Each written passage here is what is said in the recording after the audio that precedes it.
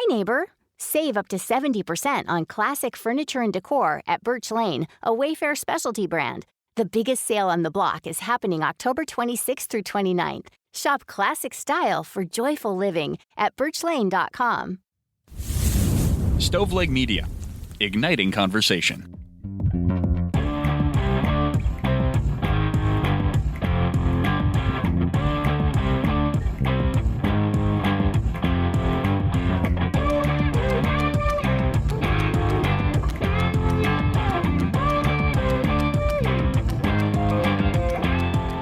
This is True Crime Cast. Jamie and John here. What's happening? Dude, not a whole lot. How you doing, man? Doing pretty well. Been wanting to do this particular case for a while, so I'm pumped to dive into that. We've been doing a lot of interviews. We posted a lot of those. We've got some more coming up. A lot of those came from Crime Con, so I feel like we're busy right now, and it's a lot of fun. I did an interview without you last week with our good friend Gary, and I had a lot of fun. So hopefully, if you all haven't heard that, go check it out. He was a police officer. He's retired, working on becoming a private investigator, which would be awesome. But he just talked about traffic stops, and I told a story about one of my most recent traffic stops. So yeah, because there are many to choose from, it seems. Not so many, but when I do get pulled over, there's always a story. Seems That's like. true. And I got some folks I want to say thank you to over on Patreon. Is okay, that cool? Go right ahead, man. All right. First, we have Jackson. He came in at the $7 level. So thank you, Jackson. We also have Chris, who came in at the $3 level. So thank you, Chris. Jackson, Chris, could not do it without you and all of our other Patreon members. We, so many good cases coming up because of the recommendations from our Patreon members. So thank you all so much. Yeah, I'm going to hop over to Spotify. I usually do Apple podcast reviews. These come from Spotify. This is Patricia Smith. This says, love this podcast, guys. 5-star emojis and a British flag.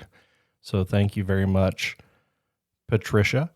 Here's one from OlaBird23 that says, really enjoying these interviews, guys. Bought Whispers in the Cradle and am listening to the Everything They Missed podcast. Holy crap. That's awesome. Yep.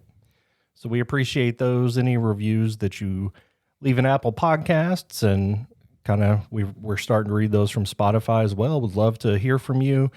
Also saw a comment on here from someone asking it was Racy Bling who's asked a couple times, how do I suggest a true crime story? You can do it right there in the comment or email us at truecrimecast@gmail.com. We also have some social media. We have Instagram, TikTok, Facebook, Twitter, now X, I guess. All the things, yeah. So reach out on any one of those and you'll get Jamie and I directly. We don't have no team doing our social media. It's Jamie. Jamie is the team. Coincidentally, if you want to be the team, I'm just kidding. No, dude. But seriously. Yeah, I'm just so excited to get your take on this. This is one that I heard about on TikTok, and the more I dive, the weirder it gets. So why don't you get us rolling today? All right, man. Well, we're going to be diving into a case that defies easy answers. So yes, we will both have takes, I'm sure. And this is a story of the unbreakable sibling love twisted into unimaginable horror in the sleepy suburbs of Katy, Texas. So there in Katy, Texas, that's where we're going to find 17-year-old twins, Meghan and Benjamin Elliott. And they seemed like just a picture of teenage normalcy. They were walking to school together. They were sharing secrets, dreaming big. But on September 29th, 2021, in the dead of night, Benjamin woke up, or so he claims, standing over his sister's bed with a knife in his hand. There was blood on the sheets and a nightmare that he could not shake. This story is fascinating. And yes, you and I are both going to have takes, but tell us some more, man. Yeah. So, I mean, obviously he's claiming that he killed his sister while sleepwalking. And this is something, interestingly, you and I talked about recently, as you didn't sleepwalk, but you move a lot in your sleep and have recently been in a sleep fight. And I asked you the question that day. I wonder if anybody has ever claimed to commit a murder while sleeping. Apparently TikTok heard your request and it answered. They must have. So Meghan Elliott, 17 years old at the time, was stabbed to death by her own twin brother, Benjamin. He insists that he was sleepwalking and had no idea what he was doing. Prosecutors saw something darker. They think this was premeditated. They have phone data and a 911 call we'll cover here in a little bit, and they think this is all part of his plan. The 2025 trial gripped the area around Houston, and it ended in a verdict that you may or may not agree with. I don't want to spoil it. We'll get to it later. But the main question is, was this a monster, or was it a boy who got lost in his own mind and his own sleep? All right, let's go back to the beginning. This is in 2004. Michael and Katy Elliott welcomed their fraternal twins into the world. Again, Benjamin and Meghan. So Michael, the dad, was an outdoorsman. He had a passion for hiking and survival gear. He was often regaled the kids with tales of wilderness treks, sparking Benjamin's early fascination with the wild. That's like a good Texas dad would, like you tell your kids stories, you get them excited about nature and the outdoors. Katy was a devoted mom. She was holding down the fort and balanced it all with that quiet Texas strength. She was, the kind of mom that was doing what our wives do, shuttling the kids around back and forth all over the place. And that was also including an older daughter named Elizabeth. And she would be taking those kids to soccer games, school events. This was like quintessential suburban life. The twins have been reported to be as thick as thieves. And if you're not Southern, that means they were really close. Yeah.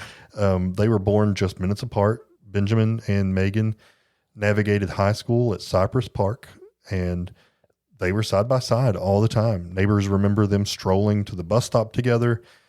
If it was raining, they would share an umbrella and they would be linked up together. They would be seen laughing about everything, from crushes to cafeteria drama at school. One family friend recalled the backyard barbecue where the twins teamed up together to prank their dad with a fake spider in the cooler. So these are kids that just seem like they have pure joy. There was no hint of any animosity between them. So this is wild. So family friend Drew Whitecar put it the best. He said, quote, "He and Meghan are so close, you could never picture anything bad happening between them. Benjamin was outgoing and protective. He was enamored with his dad's survival stories, often tagging along on father and son hikes.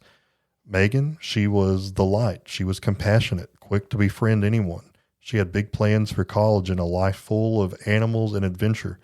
They texted daily. They bantered like only siblings can. What's for dinner would turn into deep dives on dreams and fears.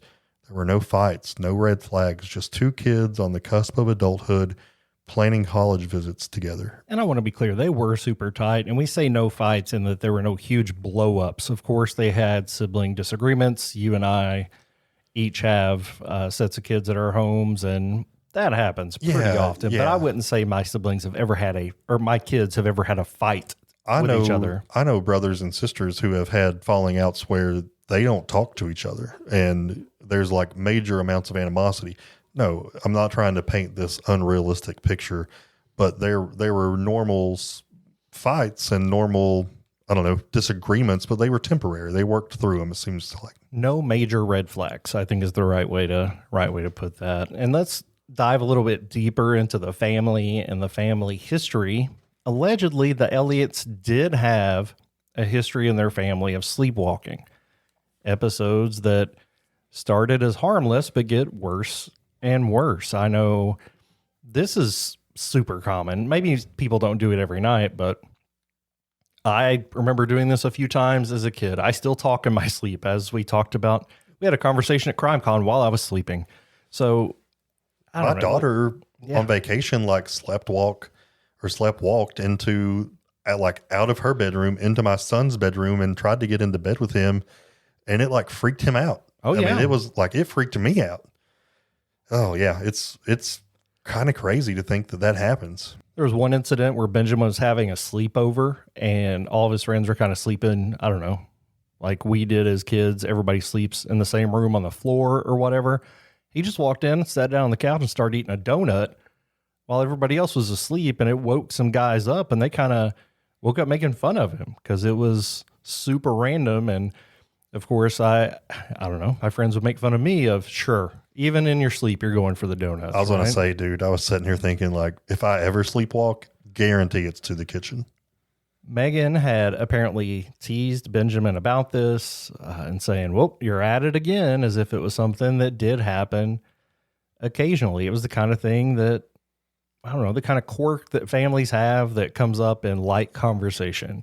They didn't think it would lead anywhere dangerous or really anywhere serious. Michael even gifted Benjamin an Air Force survival knife just days before this incident. It was a shiny new tool for him to take on hikes and the kind that got him really excited. I know you and I talk often about our first gifts as kids, our first firearm that we got as kids to go out and shoot that. That's a big deal, especially when your dad or someone you look up to does that kind of thing. Benjamin was obsessed with going outside, and he loved this knife. And even on the evening before this incident, he was holding it in his hands, just kind of playing around with it, showing it off to Meghan. Text with Meghan that week, the week of September 28th, 2021, when this incident happened, was just normal stuff. Memes, complaining about homework, love you, see you tomorrow, stuff like that. One message even joked about their fear of thunderstorms, something that they bonded over when they were younger. The parents were tucked in downstairs, and the house was completely silent by midnight with everybody sleeping. A routine Tuesday night in paradise. But as the clock ticked, something stirred in Benjamin's room. A phone buzzed. Steps padded down the hallway, and in the blink of a dream, everything changed for this family. So on September 29th, 2021 at 4:41 a.m., that's when things go from really, really calm and peaceful to devastating. Jamie, I've got the 911 call, so let's listen to that. We can process it here in just a minute. Harris County 911, what's the location of your emergency? I just killed my sister. Oh my God. Tell me what your name is. Benjamin Elliott. Okay, tell me exactly what happened. I thought it was a dream. I took my knife and I stabbed her. Please, I don't want her to die. I'm sorry. How old is she? 17. We're twins. Is she awake? Yes. She's like barely alive. Is there anyone else there in the house with you? There is. It's my parents, but they're asleep.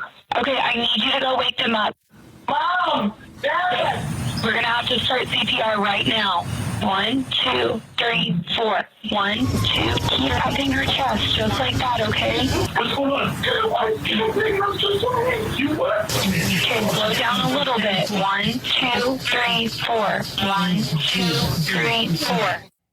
Absolutely brutal. Jamie, do you want to process initial thoughts after that? Yeah, I mean, how many times have we said, hey, you can't judge people based on their initial reaction to something awful? We know, but I'm really judgy. I'm really judgy. What are your judgmental thoughts, just out of curiosity? I wonder if they match mine. Well, my initial concerns, he didn't wake his parents up first. Yep. So that's one of them. And then he just sounds incredibly calm. And his first words to his parents were, I killed Meghan, not I accidentally stabbed Meghan. There was, I stabbed, I don't know. It seemed he was, telling.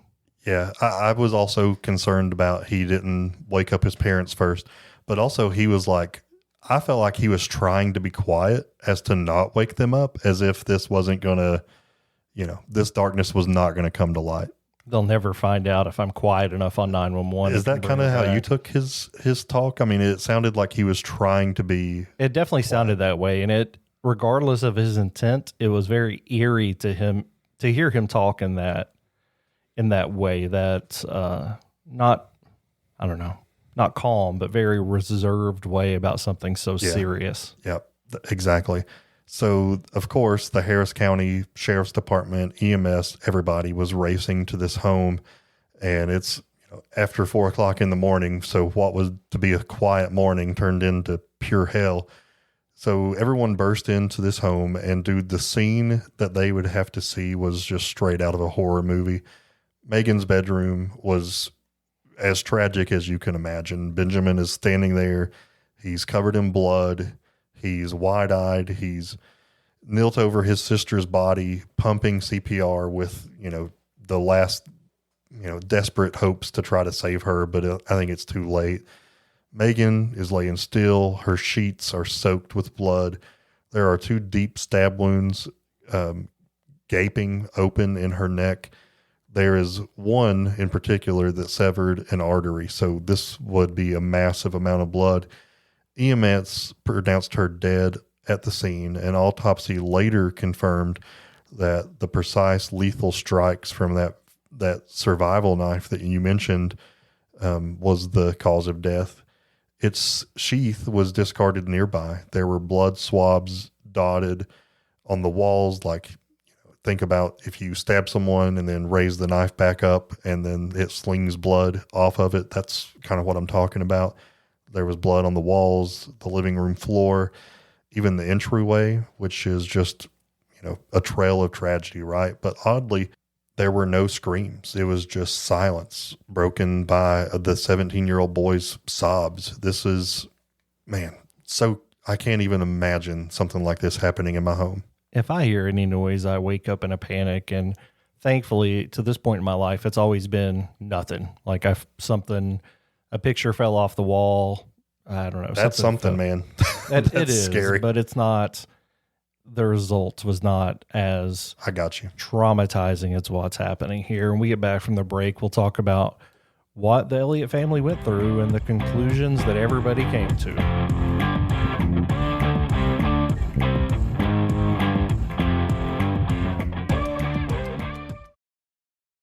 Hi, neighbor. Save up to 70% on classic furniture and decor at Birch Lane, a Wayfair specialty brand. The biggest sale on the block is happening October 26th through 29th. Shop classic style for joyful living at birchlane.com. There's the part of me that everyone sees. I'm Howie Mandel, the comedian. Apparently, I know what funny is. Funny bought me a house, but I also know what isn't funny. OCD. I've lived with OCD my entire life, and people throw the term around like it's no big deal. But OCD is severe, often debilitating. It's a mental health condition that involves unrelented, unwanted thoughts that can make you question your character, your beliefs, even your safety. General therapy can help with some things, but for OCD, it can actually make things worse. That's why I want to tell you about NoCD. NoCD is the world's largest treatment provider for OCD and is covered by insurance for over 155 million Americans. Their licensed therapists specialize in ERP, the most effective treatment for OCD. If you think you might be struggling with OCD, go to nocd.com to book a free 15-minute call. They are here to help. I'm Dr. Sarah Ray Hall, the founder and CEO of Armra. I developed Armra Colostrum because I know your body was designed to thrive. It's your natural state, your birthright, and you can reclaim it. Colostrum is the first nutrition we receive in life, with every essential nutrient our bodies need. It's nature's original blueprint for health. After a devastating health crisis almost took my life, I made it my mission to harness this power. Using proprietary technology, Armra captures over 400 bioactive nutrients in every scoop, delivering over 1,000 benefits that transform your health at its foundation. Whether for gut health, metabolism, skin, hair, immunity, mood, energy, fitness, or recovery, I invite you to join this collective revival of health and discover radical transformation for yourself. Visit armra.com, that's ARMRA.com, and enter code CULTURE30 for 30% off your first subscription order. This statement has not been evaluated by the Food and Drug Administration. This product is not intended to diagnose, treat, cure, or prevent any disease.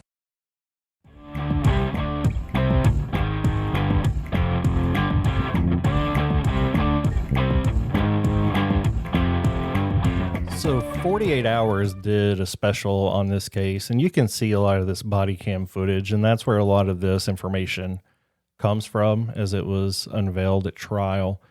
But Michael, Kathy, and Benjamin are all downstairs. Everything's chaotic. They've pronounced their daughter dead. You can hear Kathy saying, "It's a nightmare that happened to all of us."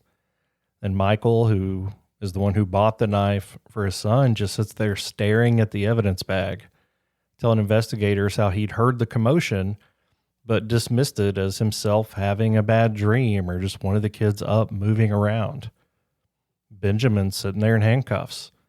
They moved him out to the squad car where he sat for 3 hours. And as young folks do, he couldn't sit there silently. So he talked to detectives. He said, have you ever had a realistic nightmare where everything felt real? He describes waking up between 2:30 and 3 in Meghan's room with his knife in his hand and plunging it twice before he realized that he was actually doing this. He told the officers, I freaked out. I put a pillow on top of her to stop the bleeding, he says. His voice is hollow, tears streaming down his face. He has no defensive wounds, no sign of a struggle, just a brother whimpering and talking about how he ended his sister's life. He said, I don't deserve respect. I killed my sister. The parents, who were obviously asleep when this happened, were alerted during the 911 call, as you heard.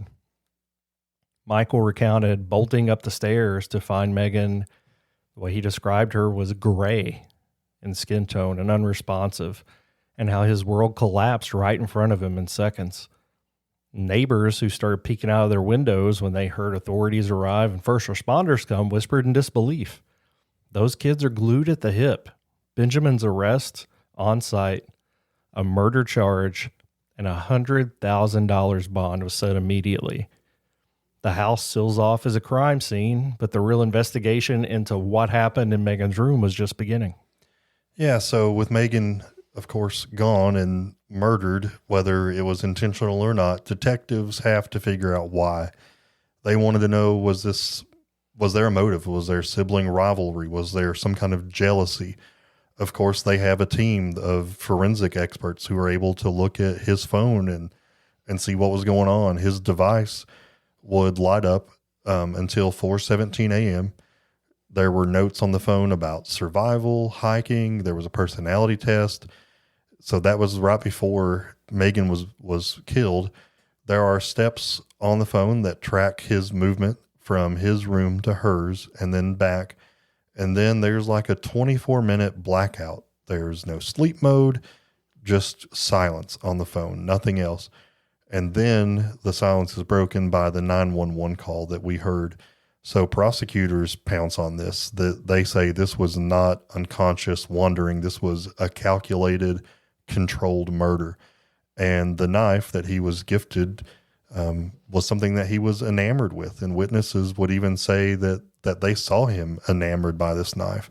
And they said the pillow wasn't an act of mercy, but a muffler, so to speak, for the screams that Meghan would have had while she was being stabbed by her brother. But in trial, the defense would fight back. And this time they would fight with science. So there was a doctor that was called in, Dr. Gerald Simmons. He's a sleep expert, and he testifies that when Benjamin goes back to his bed, he gets into a low-wave sleep pattern in just 11 minutes. And that type of sleep pattern is prime for what he calls parasomnia, which is perfect for a sleepwalking violence. So not insomnia, parasomnia. It makes me think of, like, I don't know, when you say paranormal, it just makes me think creepy stuff. But this is a state where your body it's almost like the thing hasn't activated where it shuts down your body from moving. I can't remember what that's called. Yeah, I mean, paralysis, something like that. Yeah, I mean, it's the mechanism that keeps you safe while you dream, that sometimes mine stops working. Yeah, too. yours doesn't work great. Yeah, I think that paranormal is a good comparison, because that means not really normal, and this is not really a normal sleep in that situation. The defense does not deny that Benjamin killed his sister. They admit it, but they say that he did not do this voluntarily. There was no motivation. Elizabeth, via Zoom from Georgia, recalls Benjamin's glassy-eyed episodes. There was a great aunt that testified and confirmed that this was somewhat of a genetic thread. She shared that in her own childhood, there were stories of her wandering the house at night. Benjamin told detectives that Meghan, his sister, had told him about his sleepwalking a year prior. So there was no motive that was unearthed in any of the investigations. There were no texts between the two that would suggest any kind of fight or grudge. There was just a family pleading that there is no question Benjamin loved his sister very much, and they were extremely close and best of friends. So the grand jury did indict on first-degree murder in April of 2023. So in the meantime, you've got a family who is just fractured. Their daughter Meghan is dead. Their son Benjamin is in jail for staying there until his murder trial, and he could very well, at 17 years old, be potentially tried as an adult and never see the light of day again. Yeah, and we see this often in any case where siblings are involved. Whether or not the parents actually believe in innocence, they're so afraid of losing both their kids that they'll side with the kid that's accused of the crimes, sometimes even if they think they did it. Now, there's no indication that the family believed that here, but they are having to simultaneously mourn their daughter while building up and defending their son. So in Harris County, Texas, on February 18th, 2025, the 182nd District Court was buzzing as jurors were vetted for open minds on why this happened, trying to figure out motive.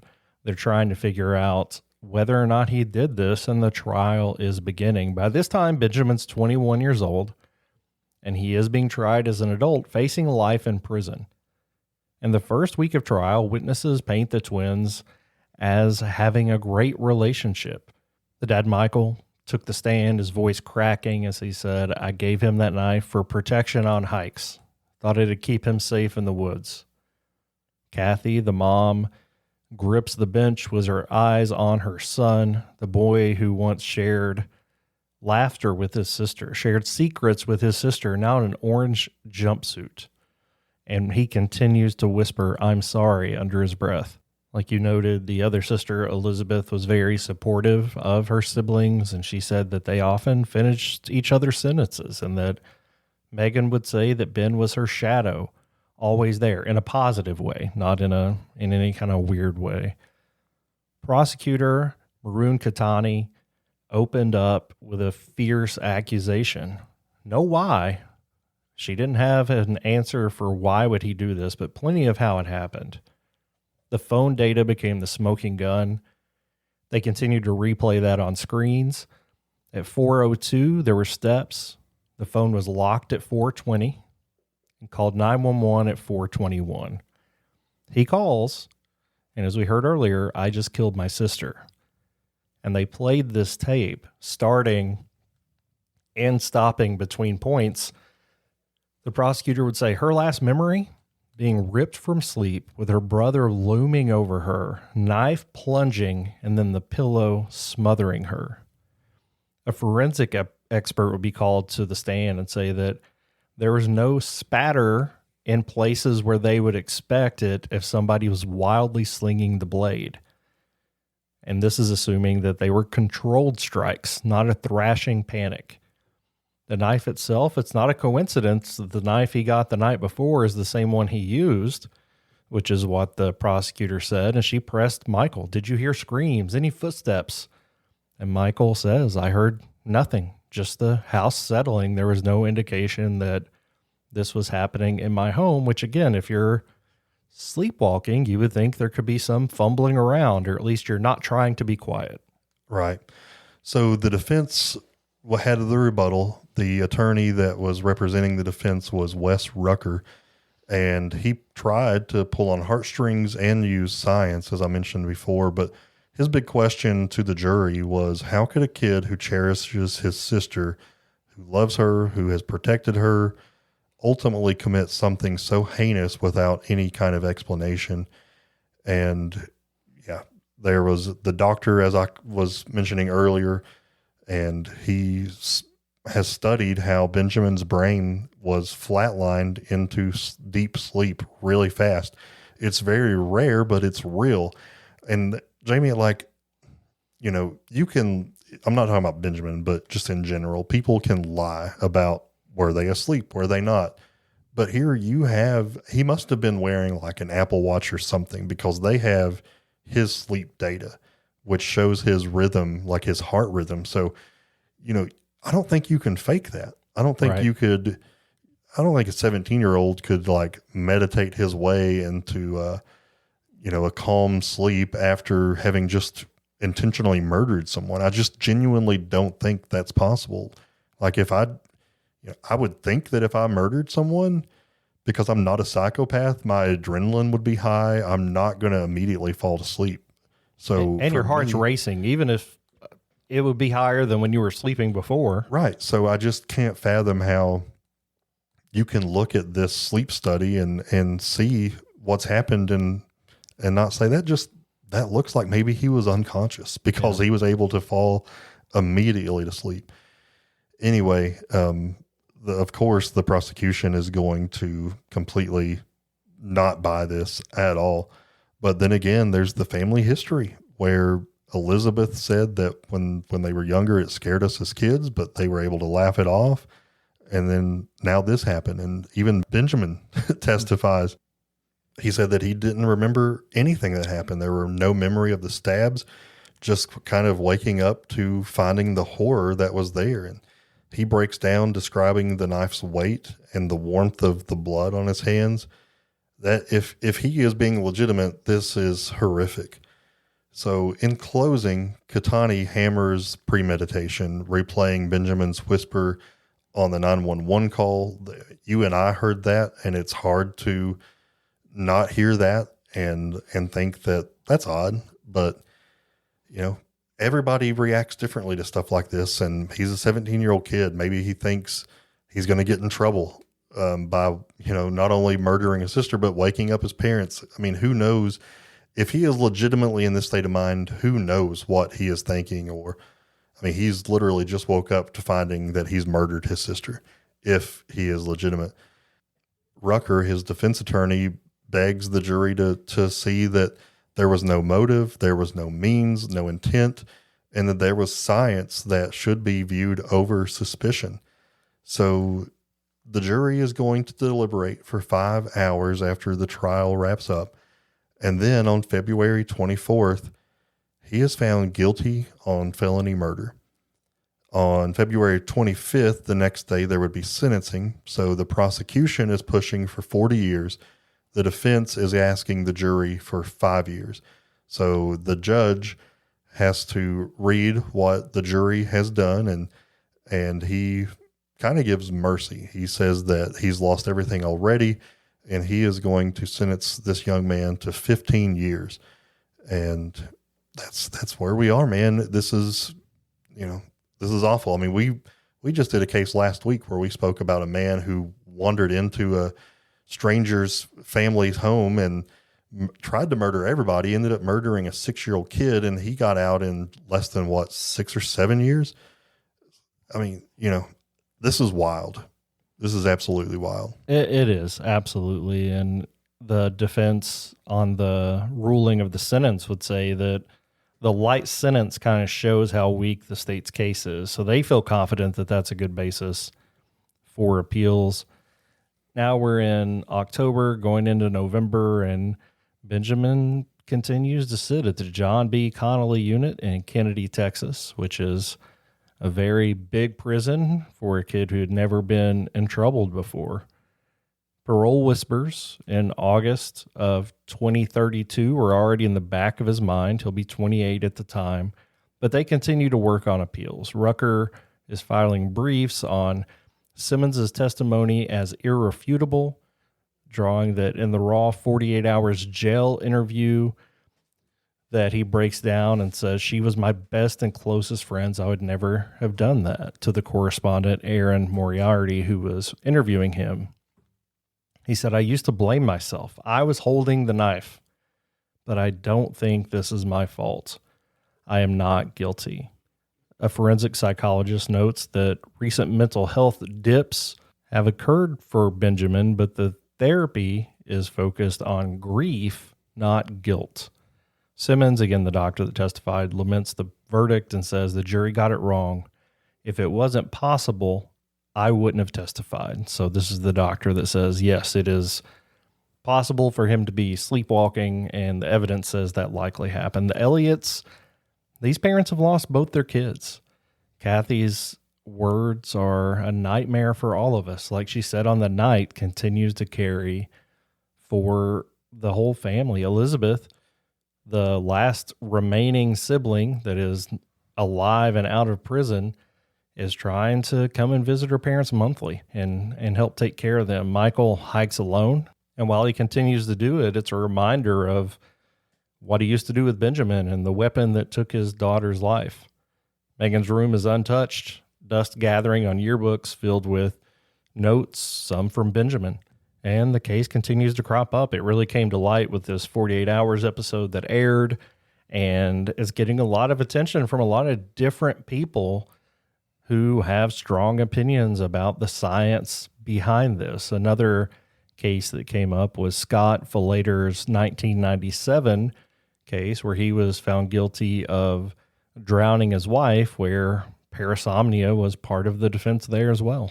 Good Lord, man. I hope that, like, I know that I've kicked my wife in my sleep, or need her rather, and then I've used my hand in some way when I was like slapping someone or punching someone in my dream, and then I ended up slapping her. So maybe we need to sleep in different rooms, and maybe I need to be deadbolted in from the after that happened, inside. We joked, like, what if it had been worse? And I hadn't kind of jokingly said, I wonder if anybody's ever claimed that as the reason for killing somebody. And like you said, I think TikTok probably heard that and sent this case to me. But legitimately, if this is an issue, do you think we would see this more often? And if, we'll get to what we actually think here in a second, but if it is possible, then why was stabbing her in his subconscious? Like, why is that the thing that bubbles up? Yeah, good question. I mean, he had recently been given the knife, right? So if in your dreams, that's something that you've been thinking about during your waking and conscious hours, isn't it reasonable just to think that that would be in your subconscious too, your dream state? Yeah. I mean, using the knife, maybe you stab your pillow. Yeah. I mean, maybe in his dream, he was stabbing like a bear or something. I'm not saying that I would totally buy it, but because I have also punched someone or need someone in my sleep. Now, he says that he doesn't remember it. Like, I remember in my dream, I was kneeing someone in the face, and then it ended up being my wife's butt. And then in my other dream, I was punching someone, then I ended up like slapping my wife. Like, if my experience is to mirror his, then he would be able to say, or at least I would be able to say, yes, in my dream, I was kneeing this person in the face repeatedly, and then I woke up with my wife yelling. So, like, I wonder why he doesn't recall what he was dreaming about. And he doesn't. He just says he woke up with a knife in his hand, and not to gloss over the evidence that had him going back and forth between their rooms more than once. So it wasn't just wandering through the house, the stabbing happened, call 911. There were multiple trips. There were delays. And if he woke up with a knife in his hand, there was still another several minutes before he called 911 allegedly. So the timing is certainly odd. If Dr. Simmons is right about the science of sleeping and that it shows he was able to go right back into a deep sleep, then I don't know. I don't know if that's enough reasonable doubt for me. Yeah, I mean, I'll also very much be interested in like taking a deep dive into, all right, if this is something that can happen sometimes. I mean, we know about this case. We know about the other person you said, I can't remember his name. Scott Falater. Falater? Yeah.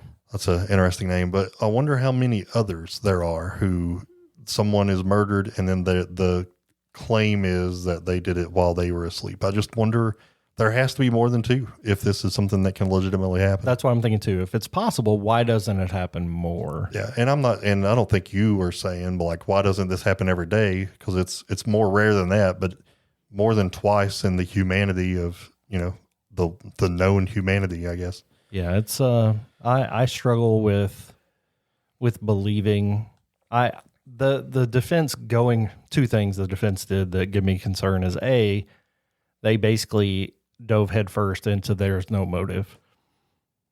maybe I'm just cynical after doing this for so long, but I don't need a motive. Like people, unfortunately, will just decide to kill somebody to see what it's like. And Benjamin taking the stand in some ways to me feels desperate. I don't know. Maybe that's just me again being cynical, but that screams desperation. And not that desperation, I guess, is bad for a defense team. Maybe you knew you were losing and you're trying to do the right thing and this is your last chance. But the thing that makes me question all of this as being legitimate is the data from the sleep. I mean, if this kid, even if he did walk back and forth, but then he does what he did to his sister, he goes back and then lays down and is almost immediately into a pretty deep sleep. That's like, unless you are a stone cold killer psychopath, I don't know that that's like physically possible. You know what I mean? Yeah. So maybe maybe this is legitimate. Maybe this kid freaking murdered his sister while he was asleep. Okay. Well, I'm not going to ask you to say what exactly happened, but would you have convicted him on this jury? Or was there is, in my mind, having heard all of this, there is enough reasonable doubt for me to think that maybe this kid murdered his sister, but I cannot say with my whole heart that he did. So there is reasonable doubt in my mind. And that's all it takes, right? For me to say not guilty. That would be all it takes is reasonable doubt. And that's where it comes down to me of, is the doubt being proposed reasonable?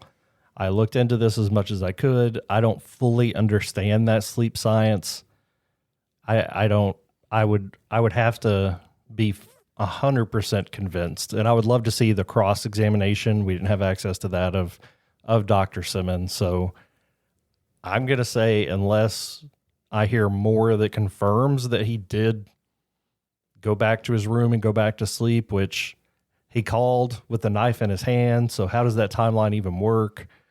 I don't know. So I'm going to have to be convinced. To me, I'd probably convict. Okay. But you also have hit people in your sleep. So yeah, unfortunately, the same person twice. I mean, I cannot believe my wife hasn't actually like murdered me. But man, Jamie, this is a wild one, and I'm really glad that your TikTok was listening. I wouldn't tell her about this, that this is a defense that people use. Well, maybe I do need to tell her so that, I don't know, she can protect herself from me. Let her know that it didn't work. Like, look, this one guy tried to say it was sleepwalking, and they didn't go for it. I don't know. I'm not trying. I mean, I know I'm not trying to be cold-hearted, but I mean, I've hit someone in my sleep twice, and it wasn't that I was like standing up over her, punching her. Like I was still in bed asleep and my body moved when it shouldn't have. I was looking that up while we were talking, and it's like a chemical in your brain that goes through your neurotransmitters and goes through that process, and it basically paralyzes you so that you can't move. And I guess mine, either I'm so strong physically that my brain can't hold me back, or my brain ain't working so good. And I would say the latter is probably true. Yeah, I don't know if you want my input on that, but I said it for you. Yeah, I appreciate that. I don't know. Like I said, I would love to have more of a deep study with this science. I don't fully understand it, but because it's not more prominent, that makes me, I don't know, be skeptical of it. And again, I'm just a skeptical person, and maybe too much so, but I would love to hear what people think. I do think also that the sentence being so low may speak a little bit to the judge's belief in his guilt, but who knows? And who knows what else we're going to get from this. There are certainly appeals happening, and we will keep everyone up to date as we hear more about that. And I don't know that it's going to carry on till he gets parole in 2032. I think we're going to see definitely some more action before then. Will it lead to anything? Who knows? Yeah. I mean, here in Kentucky, like I said, Logan Tipton's murderer walked free after not spending, I think, about 7 or 8 years in prison. It was 7 years, and he got out. It was a 20-year sentence, got out after 7. Yeah. So I hope that if this kid didn't do it, he's out fairly quickly. But man, this was a good one. Guys, don't forget, if you have listened to everything that we have put out, there is also bonus content available over on patreon.com. For as little as $3 a month, you get access to a bonus episode and you get our normal content early and ad-free. Keep sending us those episode recommendations. We really appreciate that. And we appreciate you guys. And until next crime, this has been True Crimecast.